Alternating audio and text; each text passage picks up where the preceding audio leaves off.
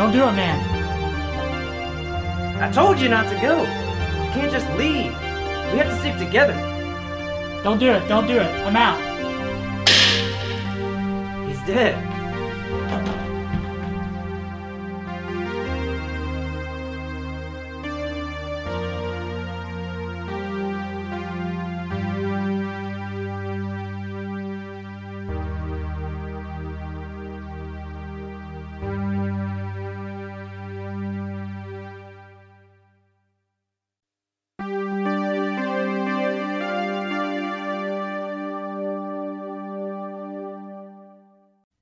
Let's take another look at Bible stories that could be investigated as X-Files.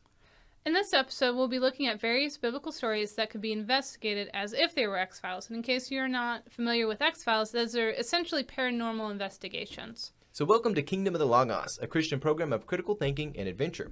Kingdom of the Logos is produced by clergy in the Church of the Nazarene. I'm Pastor J. Dylan Proctor. And I'm Pastor Amanda. And I'm Anthony Allegria. Please, send us your things. Yes, like this Mazda Miata with a lift kit and a sort of Firebird fire chicken there on the hood. I don't know, they're going for the whole Trans Am thing. Burt Reynolds recently passed away, and I guess this is their homage to that? I don't know. Homage? Homage? Homage? I don't know. Okay. Yeah, send us your pitchforks for our inability to speak correctly. That's also welcome. And also we received a meme of a cat saying, he doesn't protect, he doesn't attack. But most importantly, he constantly meow for additional snack. And that's sort of the protect meme there. That was pretty good. Also, thank you so much, those in our audience, for sending us things and sending us our comments. We really want to hear from you, especially when we're doing this whole X-Files thing. If you've got a Bible story that you would like to see investigated as an X-File, you want us to talk about it, please send it to us. Other people have been sending us things. We'll say this guy's username is Garay Abraham, who sent us a fire emoji. Not sure if that's a form of sending us a pitchfork or something, but we got fire. I tried to tell him that it was good. It means good. All right, so fire, we appreciate it. Even if it's pitchfork, send them to wherever you're watching this. Send it to us in the comments, or you can mail a pitchfork to us at 6186 Eaton's Creek Road, Jolton, Tennessee. And Also, if you do send us a pitchfork, it will be featured on the podcast. It will be featured on the podcast, absolutely. A pitchfork will. Another comment, Hustler Kingdom says, awesome and very motivating content, and he followed that up with a clap and peace hand sign emoji, so thank you for that. And Creative Bible Net gives us the hands up praise emoji, so thanks for that. All right, so previously, what have we discussed when doing this? This is our second time going around with Bible stories that could be investigated as X-Files. What did we look at last time, Amanda? All right, so our stories were as follows. We looked at Miriam contracting leprosy from a cloud that was found in Numbers 12. There was a bronze snake from Numbers 21. And then Moses getting water from a rock that's found in Numbers 20. And Balaam's talking donkey from Numbers 22. And then we shook it up and got into the Gospel of John, chapter 9, and hearing the story of Jesus healing a man born blind. All right, and today we're going to be discussing people turned into pillars of salt from Genesis 19. We'll also be talking about the handwriting on the wall from Daniel 5. And then we'll be talking about a boy who falls to his death but remains alive in Acts chapter 20. Now, in order for us to investigate these paranormal things, or us to talk about them as if they would be investigated, they have to meet the following criteria. And if you send us things, this is the criteria for a Bible story to be potentially investigated as an X-File. First and foremost, it actually has to have a crisis involved. So there has to be a crisis moment involving a monster, paranormal, or strange or unusual event. Number one. Number two, the monster/paranormal event and its related crisis must have had an important enough circumstance that people started talking about it. So it has to have a reputation. It's number two. And number three, there actually has to be something to investigate. So that's the criteria for this. There's got to actually be a paranormal crisis event. There's got to have some sort of notoriety to this event, and then there has to be something to investigate. So something like a vision or a parable wouldn't fit into this. All right, well, let's get right into Genesis 19. We'll be right back.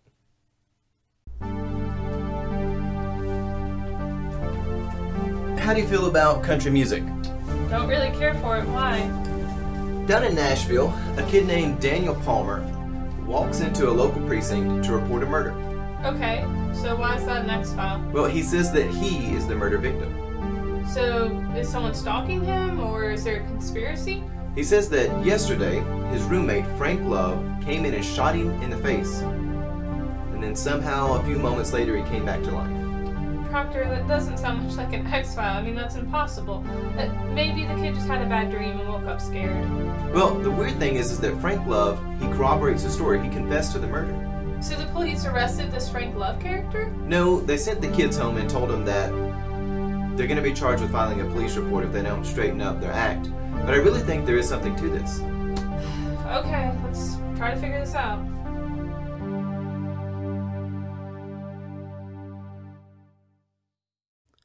So you've heard of people being the pillar of a community, but have you heard of people being a pillar of salt? We find a very interesting story in Genesis 19, so we're going to read a little bit of it, starting in verse 24.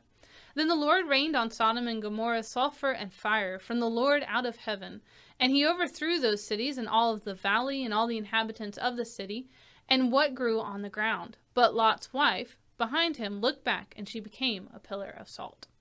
So we have a very interesting story, and before we kind of go into the investigation part of it, we can often look at this passage and we hear things like the Lord rained down and sulfur and fire, and we get a very quickly we get a misconception of who God is, and we kind of compare him more to a Zeus-like character, just kind of waiting for people to mess up so he can throw down a firebolt and kill and destroy. But as we look into this story and as we begin to investigate it, I think we're going to find something quite different. And of course, the purpose of an investigation is trying to learn what happened in the midst of some crisis so that you can administer justice and righteousness. In other words, you want to find out what happened so that you can set the world on a better trajectory. You can help set the world in a better direction. You want to make things right. So I think for the purpose of this conversation, let's focus really on this salty person here, because that's really a place where you can move forwards. Because if you're there, and again, this is a story where we're able to look through time. If you were actually there in this moment, you could actually go and examine this person. And again, under the sort of format and methodology of the X-Files, you can almost see someone like Scully saying, well, was this Salt really a person? Or is this just somebody looking at their toast and seeing Jesus? Or maybe something like the Shroud of Turin, where people have moral convictions. There's enough evidence there that they can see the evidence like they want to and twist it into what they want to. Or did something actually happen here? Is this a real legitimate thing? It's really one of those questions like the Shroud of Turin where it can be interpreted a lot of ways and no one really knows. So as we look at this, again, you can see somebody going to test the salt and examine the shape of it and imagine whether or not this pillar of salt is a person or whether it's just a interesting looking pillar of salt. G.K. Chesterton, the theologian of the 20th century, makes the statement, "We cannot believe what a saint did, but we pretend to know how he felt." And basically what he's saying is whenever we don't understand something in the past, we have a hard time believing it, we want to ascribe our own motives or rendition on that event. And what all do you think about this, Amanda, particularly this pillar of salt and how we could interpret this a lot of different ways? And sometimes we don't want to believe things that happen, so we like to create a motive that we can believe. Yeah, and it reminds me of another phrase, and I don't recall who said it, but it's for those who don't believe, there's no evidence enough, and for those who believe, no evidence is needed. And so, yeah, our biases will often condition us to look at things and respond in certain ways. So if we see this pillar of salt and we don't want to believe that such horrors can happen if you give your life up to sin, or that 2 cities were completely consumed because of the destruction in their lives, then we can say, something else happened, and we try to rationalize it in our own way. But there is something quite interesting that the story, and it is interesting, we always referred to her as Lot's wife, and I'm not sure if even in the passage it ever names her, and we don't really know or maybe even care to know who she was other than the fact that we see the results of such destruction. And it's just like, could this really have been a person, or is this just a story to warn us? Yeah, so the question, did this really happen? You get that piece of evidence presented to you, this pillar of salt person, and you've got to ask, is there an even motive for this to happen? Why would there even be a crisis of this magnitude to start with?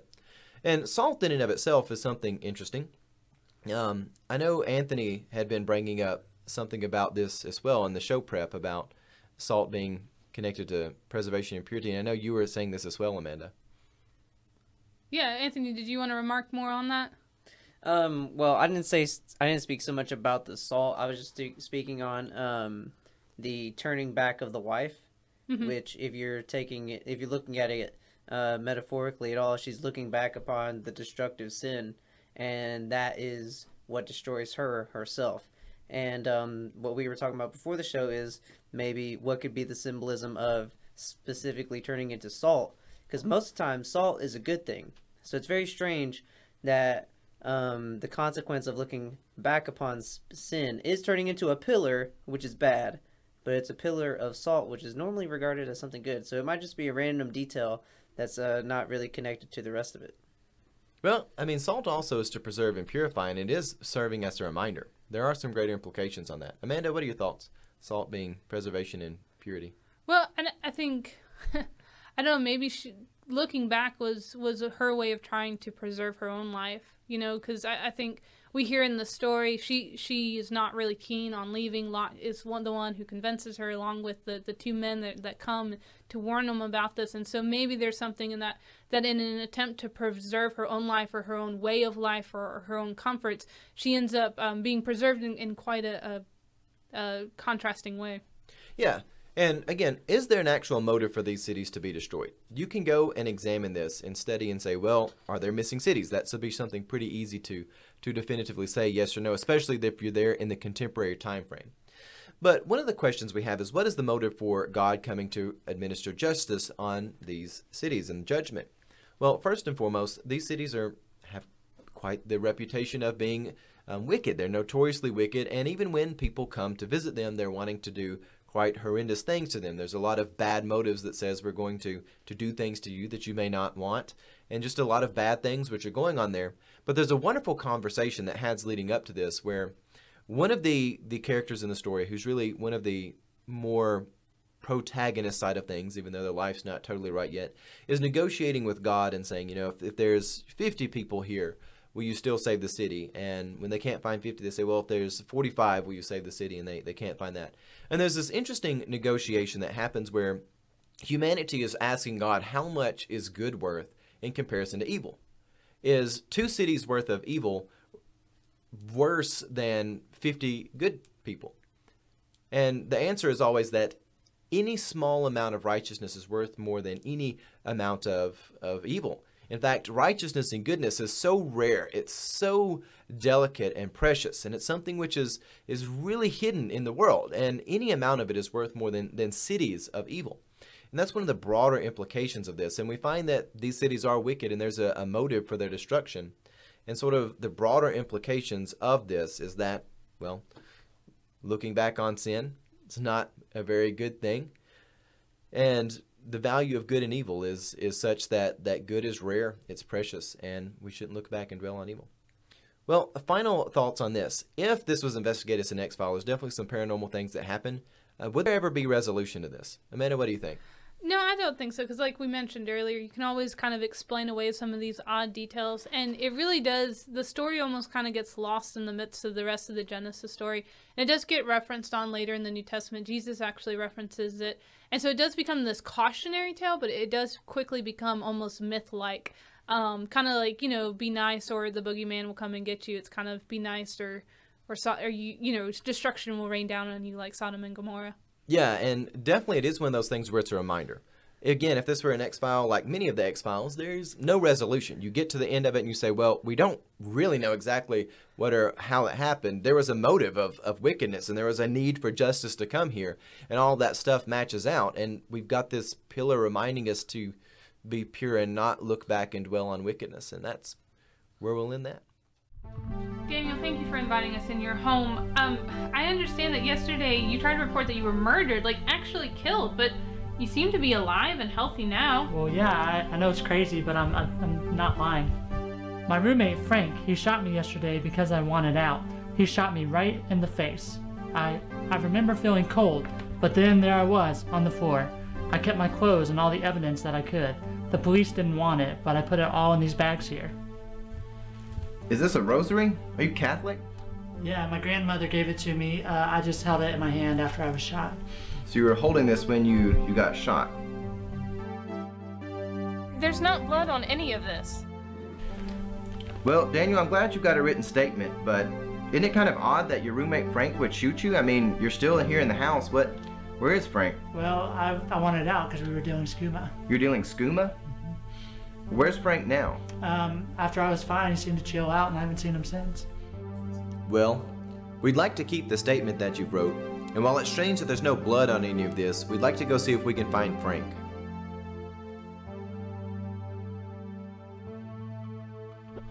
Can I help y'all? Yeah, are you Frank Love? Yeah? I'm Agent Proctor with the FBI. This is Agent Sparrow. Y'all here because I murdered Daniel? That's right. Well, I did. Y'all can't arrest me because he's fine now.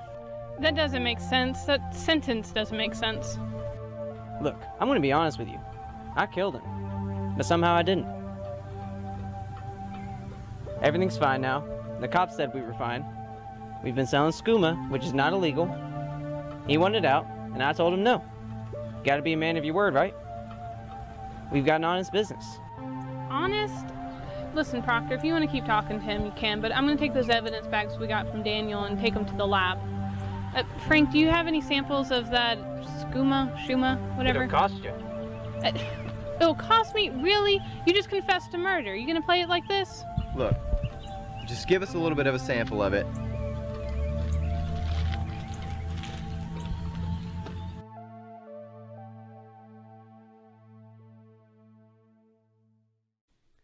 Alright, so now we're going to look at a strange death that was foretold by a writing on the wall. And in case also you've been wondering where that phrase came from, the writing on the wall.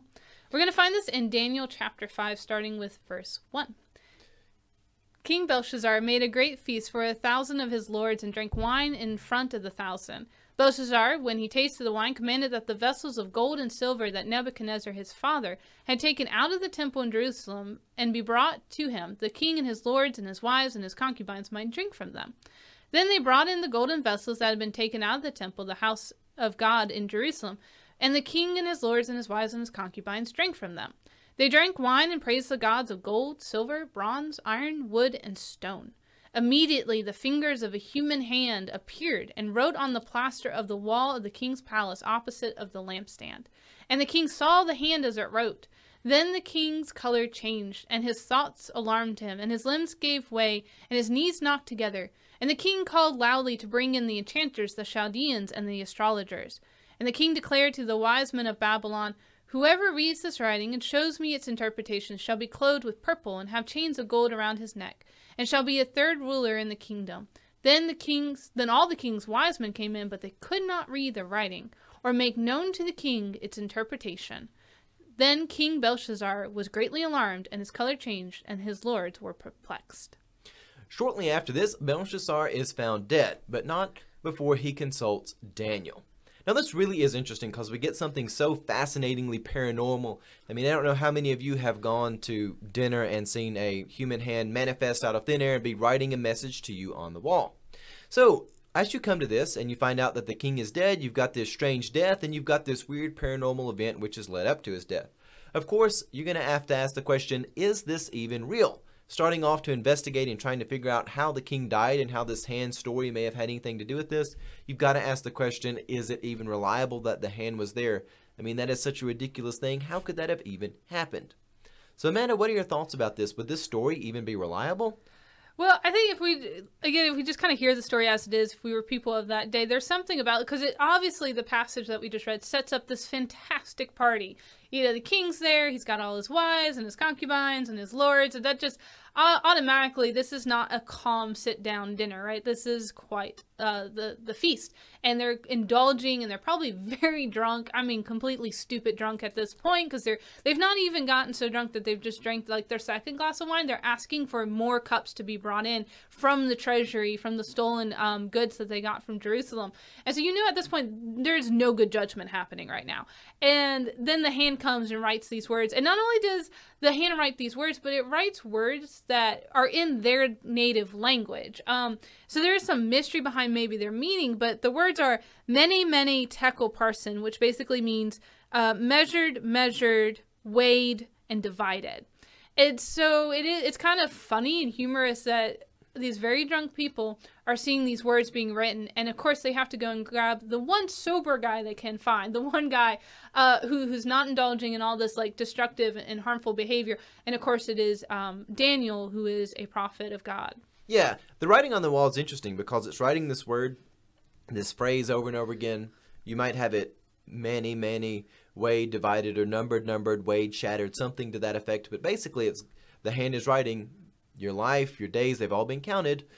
Your sins, they've been numbered, and we've weighed them out and found that you are lacking something. There's something missing. You've had a lot of sins and a lot of bad things in your life, and now you're going to be shattered. Your kingdom's going to be divided up and broken into little tiny fragments and spread to other people.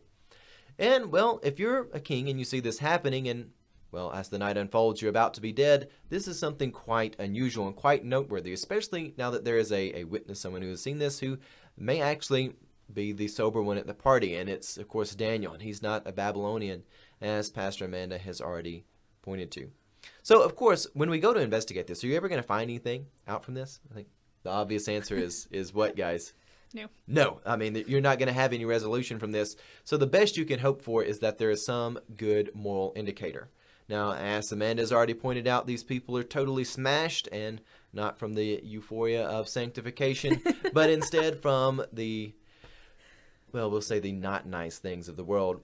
Not only are these people trashed, but they also were doing some pretty bad things. Belshazzar is not really a king. He's sort of the son of someone who's supposed to be the king, and Belshazzar's got a lot of bad things going on in his life, but that's for another time. But you see these people, they're wanting to defile the nice and holy and good things of another culture. And not only are they wanting to defile that, it's people they've conquered. They want to defile their sacred things. But also, Belshazzar basically tells all of his people to, there's armies wanting to come and overthrow us, but stand down. Hold any intention of self-preservation. Just live in the moment, get trashed, be overconfident. And that ultimately ends in death. So while the writing on the wall is there telling Belshazzar particularly that his time in life has been numbered and it's about to be divided up, the larger implication of this is that, well, take the wisdom of history pretty serious.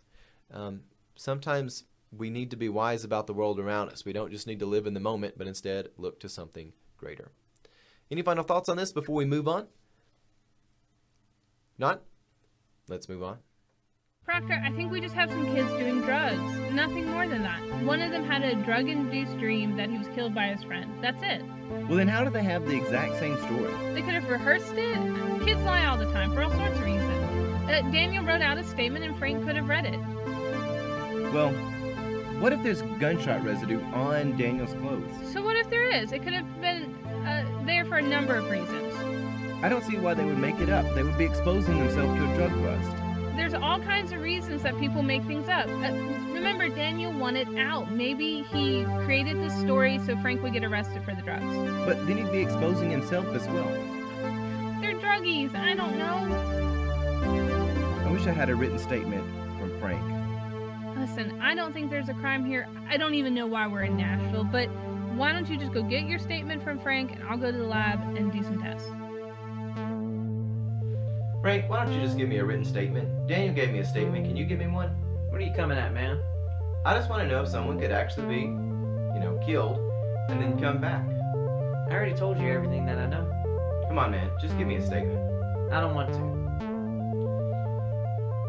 So what is the skooma you're peddling anyway? What is this stuff? Just something to make all of life's little problems go away. Daniel wanted to go away. Was he a little problem for you to get rid of? Daniel was a rat. He's always been a rat. What about you, Frank? What are you? I'm a businessman. Which leads me to my next point. You want to try some? It's not addictive. Look, man, I don't know whether to tell you to take life serious or to take it easy, but you're doing some pretty serious stuff here. Why don't you just give me a statement? What are you trying to say? I just want a statement about what happened yesterday. If you buy some, I'll give you a statement. You realize this is serious stuff you're playing with here. Do you take card? No. This stuff may actually be illegal. You're pretty confident that it's not, but Well, what are you trying to say? You gonna arrest me? you're doing drugs, man. You're a drug dealer. I don't like what you're saying. Frank, look. I'm here to investigate this whatever it is. I want you to just give me a written statement about yesterday. First things first, I'm not a drug dealer. I'm a businessman. Frank, just write me the statement. I said I'm a businessman. Frank.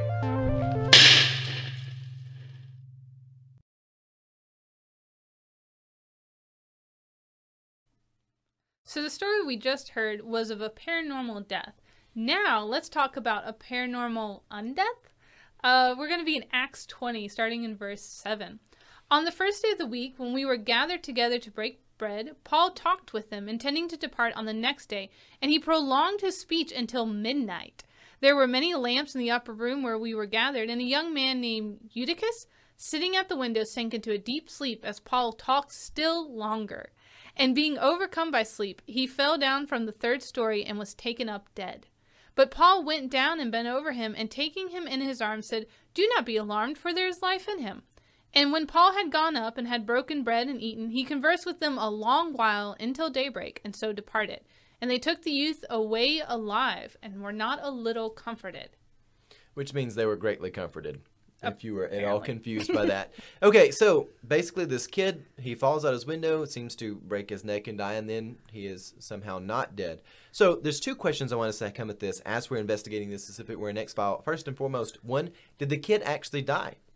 It's a big question to have. That's evidence that you would want to look for. And the second is, did the kid actually live? Now, these are really interesting ways of looking at this because there's a lot of questions that may come to your mind. First and foremost, does the kid actually die in the body and then he's now living in the spirit? Or is this sort of a allegory saying something in his spirit dies and then he gets resurrected in a new life while still in the body?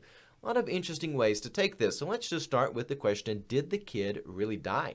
You know, in the ancient world, people didn't have modern medicine and understanding of things. What do we think about this, Amanda?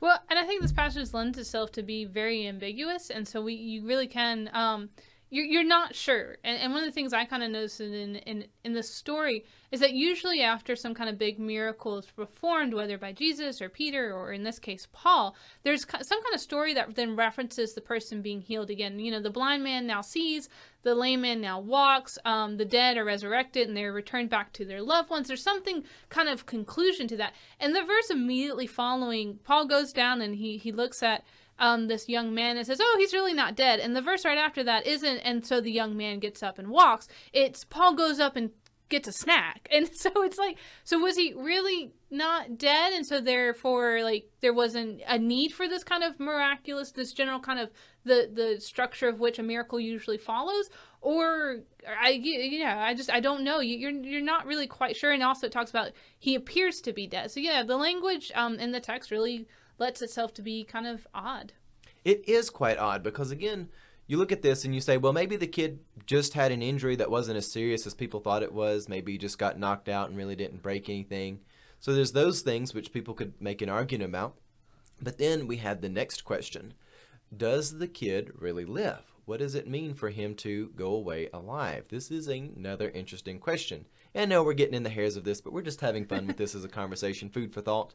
Again, if you don't like any of this, send us your pitchforks. And whether they be digital pitchforks or physical ones, either way is fine. Amanda, what do you think about this? Does the kid really live? Yeah, so again, all Paul does is say, oh, there's still a little life in him. And I think our translation says, for his life is in him. And other translations say a little life and some kind of variation in this. So again, there's this ambiguity of, even if he's still alive, like has some kind of brain function or his heart's still beating, like what is the state of his life? Is he able to walk? Is he in a coma? Like, again, because it then says they took the youth away alive, but they had to take him. So what really is going on in the story? And as Pastor Dylan pointed out, maybe he is physically dead, but there's some kind of spiritual life that has happened, and so the people can still be comforted in the fact of knowing that there is salvation even in the midst of death. Yeah, and that's really where this story goes, because can we figure out if this was something meant to be an allegory, or if this is something which is literally the kid falls out, breaks his neck, he's miraculously healed? We don't know. We're never going to have an answer to that. And if you get hung up in the weeds of that, you're going to have a lot of problems. Take the scripture for what it is. It is leading you to salvation, and it is the literal word of God. Now, whether you interpret it literally or not, that depends on what part of the Bible you're in. The book of Acts is actually recording history of the church. It's stuff which is true and did happen. It's not something where people are speaking in parables or people are having visions. This is actually a historical portion of the New Testament. And what we see happening here is a case where something's happened. It's vague even in the pieces of it we get, but there are unmistakably larger implications of this, which we can definitely relate to and we need in our life today. First and foremost, do not fall asleep in a church service. Yes, dire consequences will happen, and I love, like, again, even Luke, who we believe is the author of Acts. He's the traveling companion, so when you hear in the text this language of "we did this," it's because Luke is including himself in the story. And it even says, like, and then Paul talked longer. Like even Luke's getting tired, right? But there are dire consequences if you fall asleep, even if the pastor is preaching for all night and all day. And that's spoken from two pastors. I feel like we were a bit too serious when we said that. People are going to be like, oh gosh, I think they just threatened us, or we're going to have our necks snapped if we fall asleep. No, we will have grace and mercy for you if you fall asleep. Sometimes I want to fall asleep when I'm preaching myself. But on a serious note, the large implications of this is, first and foremost, suffering's intrinsic to life. There are people who will teach a prosperity gospel who will come and say, oh, you get saved, you no longer have problems in life. Hogwash. Nowhere in Scripture are we promised that the darkest valleys will go away. And in fact, we're pretty much promised that they're going to be coming.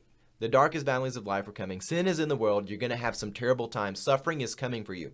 Something's going to come and impress you, and you have no idea what it is, but it's always looming around the corner or below the window. But the thing is God doesn't intend this to be the end of us. And sometimes tragedy, serious tragedy happens where we lose loved ones. Sometimes the young even are taken before we would assume their time. And even in those moments, even in those horrific tragedies, there is still life in the kingdom of God. Even for those who have passed from this life to be with Jesus, there is life. There's real life there. And we can take great comfort in that. Now, that's not exactly what happens in the story, but there is a larger lesson we can learn from this. Even when we look at the world around us, and by all indicators of the world, one has died, we know that there's some mystery about how God has created a new reality for creation, how there's something beyond this life. There's some great mystery of how salvation works, and we can take comfort in that, especially those of us who are of a tradition where we firmly believe in assurance. We can even have assurance in the fact that life does not end with the bodily death, and doesn't even end with the bodily suffering. There are some things which come to our life which just make us so miserable and depressed that we feel like we're in a living death, but even in the midst of that, there's still purpose for us. Another reference to G.K. Chesterton, he makes the statement that in Christianity we can be both miserable and comforted and peaceful at the same time. We can be happy and merciful. We can balance both of those. Anybody could have learned to be cheerful. Anybody could have learned to be in a state of depression. But in the church, you can realize that there is suffering in the world, but you can also know that there's also peace and prosperity in the midst of suffering. The suffering has a new purpose. Well, any final thoughts on this, guys? Well, and I think just kind of to wrap this up with some words from Jesus as we were talking about suffering, but also finding peace in it. Jesus leaves his disciples right before his crucifixion with these words in John 16, saying, I've told you these things so that in me you may have peace. In this world you will have trouble, but take heart, because I have overcome the world. All right. Any final thoughts? Anthony? Nope. I think you guys summed it up really well. All right. Well, Anthony's been doing hard work, even though he hasn't been speaking a lot in this podcast. He runs everything. It's quite the excellent little producer. But thank you for watching us. Send us your things. We'll feature them in the podcast, and even if they are your pitchforks, send them to us. And make sure they're nice and hot. If we're going to be getting burned at the stake, we might as well do it right. Anyways, on that, God love you, and have a blessed day. Sparrow, what happened? Did you catch Frank? Catch Frank? What are you talking about? He had some kind of weird trip on the drugs. He shot a window, then he ran out into traffic, got hit by a car. Proctor, Frank's dead. What? I was dead. He shot me. Look, there's a bullet hole in my shirt. You can see the burn mark. Yeah, but there's no wound on you. Plus, there was candles all throughout that room, and we found drugs in your pocket. My pocket. Look, also in my pocket was the rosary. Daniel's rosary. I don't know what to tell you, Proctor. This case is over. Listen, it was just a bunch of kids on drugs. You probably got some in your system, too. Sparrow, I can prove it. I died. Look, test my shirt for gunshot residue. There'll be casings in the house. We can test this. If I had anything in my system, you'd be able to tell. I'm telling you, I know you were in the room when he shot the gun through the window, remember? And so you probably have GSR on you, and if the drugs work out of your system so quickly, if we test you now, we're not going to find anything. Let's just go home. Case file 24601. Some mysteries cannot be explained. Whether or not Daniel Palmer and Agent Proctor died or merely experienced a drug-induced dream is unknown. The question of whether or not anything actually important happened today is likewise unknown. While we cannot tell what happened, we know that the mysteries of death are always looming close.